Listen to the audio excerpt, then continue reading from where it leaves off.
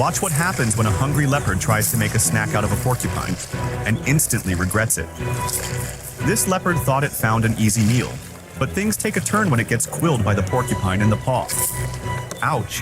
The quill is so firmly lodged that when the leopard tries to pull it out with its mouth, you can see the skin stretch. That's because porcupine quills are sharper than hypodermic needles, with microscopic backward-facing barbs that make them nearly impossible to remove.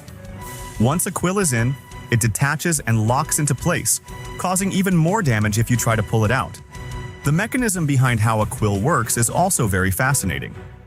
When it's pushed in, the quill detaches from its root and releases itself, while the opposite end pierces the target. Most animals quickly learn not to mess with a porcupine, nature's ultimate defense system.